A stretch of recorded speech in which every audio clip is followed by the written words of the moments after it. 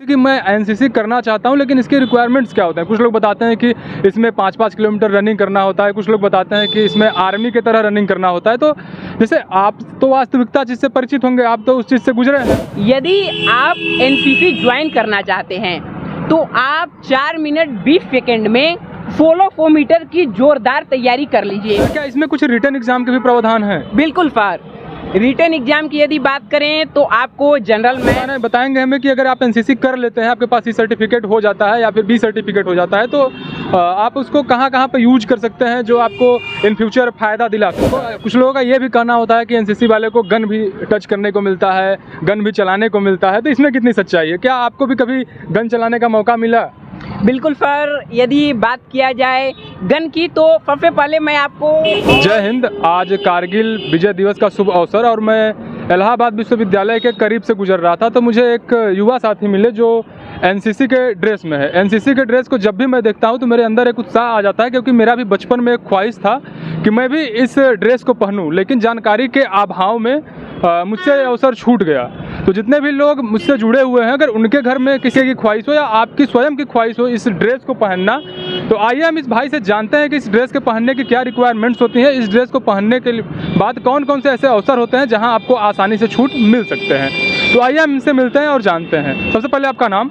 मेरा नाम सर प्रिय रंजन कुमार है। मैं 2 UP artillery battery NCC Prayagraj का कैडेट हूँ। आपका यूनिवर्सिटी कौन सा है? Prayagraj university, Allahabad university? बिल्कुल, मैं इलाहाबाद यूनिवर्सिटी के 2 यूपी आर्टिलरी बैटरी जो इसका ब्रांच है एनसीसी का, यहीं से मैं एनसीसी कर रहा हूँ। इस बार मेरा सेकेंड ईयर है। तो एनसीसी करने का ख्याल आपके मन में कब से आया? सर एनसीसी करने का ख्याल तो बचपन से एक जुनून था कि देश सेवा करने के लिए, तो उसी के रिगार्डिंग मैं आर्मी में जाना चाहता था।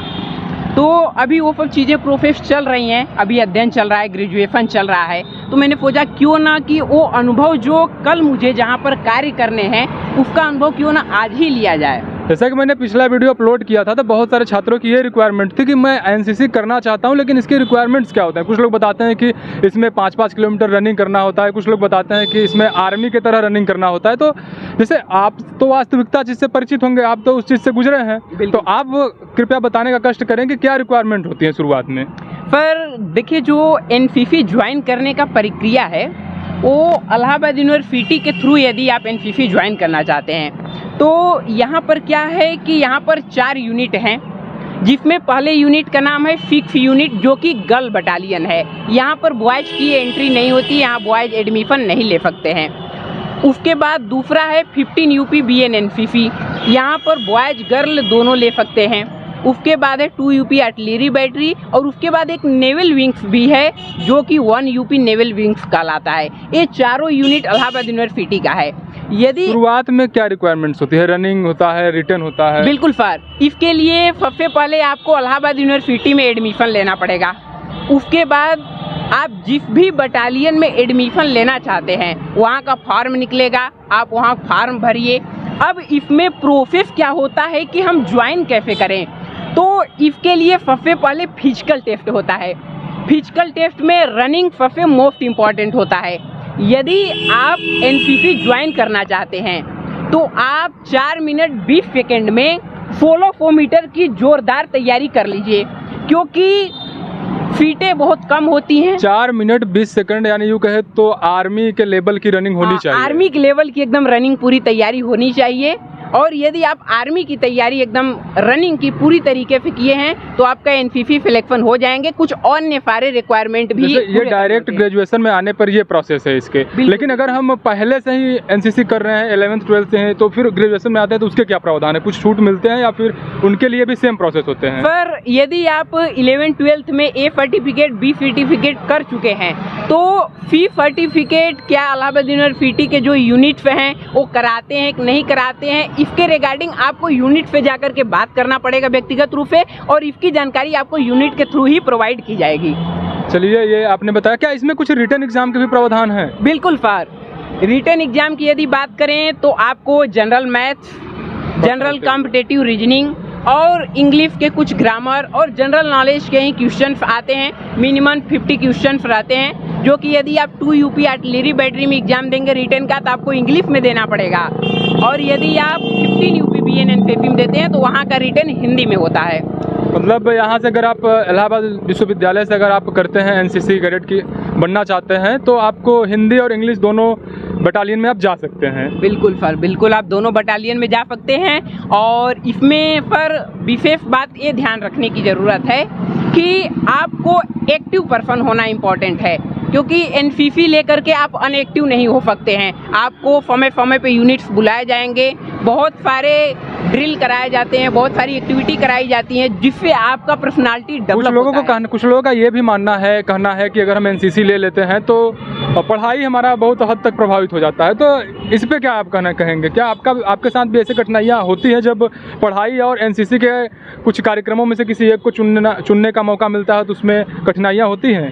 बिल्कुल सर, कठिनाइयाँ इसमें पूर्ण रूप से होती हैं। और यदि बात करें कि जैसे पढ़ाई का क्या असर पड़ता है एनसीसी के थ्रू, तो सर यदि आप पढ़ाई के साथ साथ कई अन्य गतिविधियां कर रहे हैं तो कहीं न कहीं आपका समय बाधित होगा, तो इसके लिए आपको थोड़े और मेहनत करने पड़ेंगे। और यदि आप और मेहनत करते हैं तो कहीं न कहीं आपका ये एक्स्ट्रा ऑर्डिनरी वर्क होता है, और एक्स्ट्रा ऑर्डिनरी जो लाइफ में वर्क करता है उसका डेवलप एक अलग तरीके से होता है, एक अलग तरीके से उसका प्रोफेशनल लाइफ भी लगभग एक सत्र में, एक साल में कितने दिन आपको एनसीसी को देना पड़ेगा अगर आप एनसीसी से जुड़ते हैं तो? पर बात करें यदि एक सत्र में, तो एनसीसी को आपको देना पड़ेगा जो भी विशेष दिन रहते हैं। जैसे कि आज कारगिल दिवस था, तो कारगिल दिवस के उपलक्ष्य में चंद्रशेखर आज़ाद पार्क में आज कुछ विशेष कार्यक्रम थे, तो उसके तत्वाधान में आज हम लोगों को यूनिट पर बुलाया गया था, कुछ यूनिट पर कार्यक्रम हुए। उसके बाद सभी कैडेट्स को चंद्रशेखर पार्क में ले जाया गया, वहाँ पर कुछ स्वच्छता अभियान के कार्य चलाए गए। तो यही जो विशेष दिवस होते हैं इसी पे आपको यूनिट बुलाया जाता है, अन्यथा आपके पढ़ाई पर किसी प्रकार का कोई बाधित नहीं होती तो है। लगभग हमें ऐसा मान सकते हैं कि 35 से 40 दिन लगभग आपको एनसीसी को देना पड़ेगा अगर आप जुड़ते हैं। बिल्कुल सर, 35 से 40 दिन, जो भी छुट्टियों के दिन होता है, क्योंकि जो यहाँ का एनसीसी है इलाहाबाद यूनिवर्सिटी का, ये कहीं न कहीं इलाहाबाद यूनिवर्सिटी का ही जुड़ा हुआ है। तो एनसीसी बटालियन के जो भी अधिकारीगण हैं वो इस बात को ध्यान रखते हैं कि बच्चों की कब परीक्षाएं हैं, बच्चों की क्लास चल रहे हैं, तो उसके रिगार्डिंग आपको सुविधा भी दिए जाते हैं। जैसे यदि अगर आप एनसीसी कहीं से करना चाहते हैं तो अगर उस कॉलेज में ये होता है वहाँ के जो अधिकारी हैं उनके अंतर्गत कि वो आपके छुट्टी के दिनों को ही एनसीसी के कार्यक्रमों में ले जाएं, तो आइए और बहुत सारी चीज़ें हम जानने की कोशिश करेंगे कि क्या है एनसीसी करने पर फ्यूचर। तो आप बताएंगे हमें कि अगर आप एनसीसी कर लेते हैं, आपके पास ई सर्टिफिकेट हो जाता है या फिर बी सर्टिफिकेट हो जाता है, तो आप उसको कहाँ कहाँ पे यूज कर सकते हैं जो आपको इन फ्यूचर फ़ायदा दिला सकता है? बिल्कुल सर, यदि बात करें एनसीसी के सी सर्टिफिकेट की, तो सर सी सर्टिफिकेट का बहुत वैल्यू है। आर्मी एग्जाम में कई सारे ऐसे एग्जाम होते हैं जिसमें आपको रिटर्न बिल्कुल भी नहीं देना पड़ेगा, आप सिर्फ इंटरव्यू दे करके क्वालिफाई करके आपका सिलेक्शन हो सकता है। और यही नहीं, कई सारे पुलिस के एग्जाम होते हैं जिसके में आपको एनसीसी सी सर्टिफिकेट होने के बाद कई % की उसमें छूट भी दी जाती है। ये सब सारी चीज़ें हैं। और फिर एनसीसी सिर्फ सर्टिफिकेट के लिए नहीं किया जाता है। एनसीसी में यदि आप अपना 3 साल देते हैं तो आप एक आर्मी लाइफ, एक सोल्जर लाइफ कैसे जिया जाता है आप सीख सकते हैं। कुछ लोगों का ये भी कहना होता है कि एनसीसी वाले को गन भी टच करने को मिलता है, गन भी चलाने को मिलता है, तो इसमें कितनी सच्चाई है? क्या आपको भी कभी गन चलाने का मौका मिला? बिल्कुल सर, यदि बात किया जाए गन की, तो सबसे पहले मैं आपको और जो भी साथी मुझे देख रहे हैं उनको मैं इस बात से अवगत कराना चाहूँगा कि जिस राइफल को हम लोग देख करके गन कहते हैं वास्तव में वो गन नहीं होता है। जब आप एनसीसी ज्वाइन करेंगे तो सबसे पहले आपको FM सर के द्वारा, PO सर के द्वारा यही समझाया जाएगा कि बाबू ये राइफल होता है, गन नहीं होता है। जिसको हम लोग तोप कहते हैं, जो तोप के मॉडल का होता है उसको गन कहा जाता है।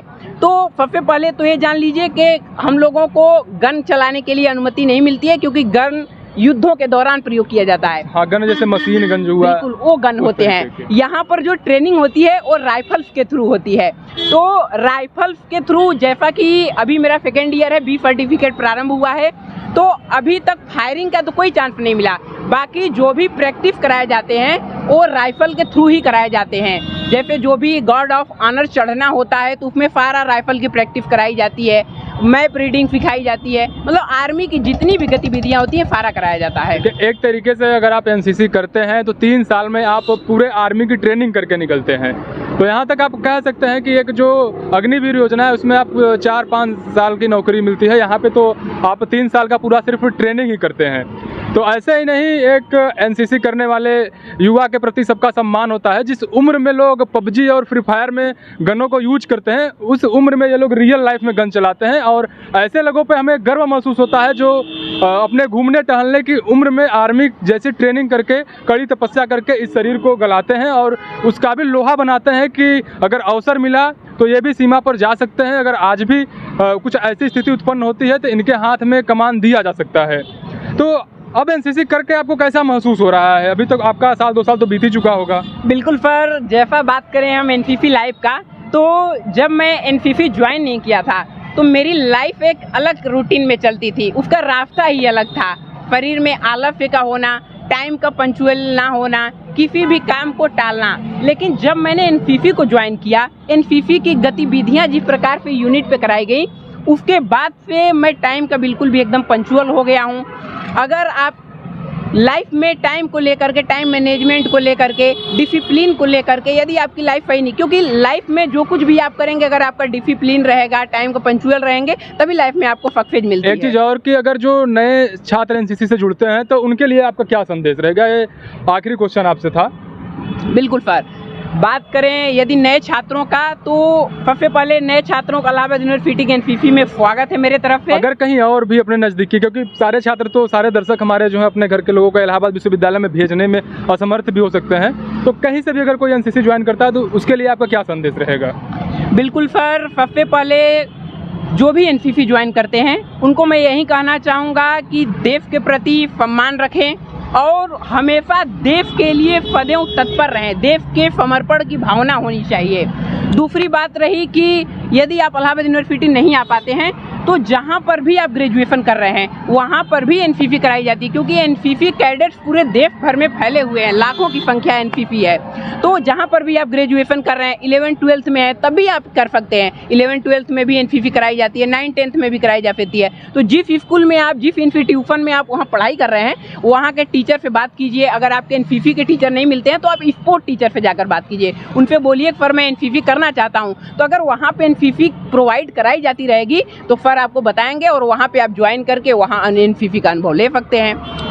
चलिए, आपका बहुत बहुत धन्यवाद जो आप हमसे मिलकर हमारे जो कमेंट लोग करते थे उनके रिक्वायरमेंट को आपने पूरी किया। आपने बताया कि एनसीसी का पार्ट बनने के लिए, एनसीसी का हिस्सा बनने के लिए और ये वर्दी पहनने के लिए आपके अंदर क्या क्या रिक्वायरमेंट्स होनी चाहिए, वर्दी पहनने के बाद आपके अंदर कौन कौन से बदलाव हो सकते हैं। तो वीडियो आप देख रहे थे युवा की रिपोर्ट। अगर आपको वीडियो पसंद आई हो तो लाइक कीजिए और अपने उन साथियों तक पहुँचाइए जो एनसीसी का एक हिस्सा बनना चाहते हैं।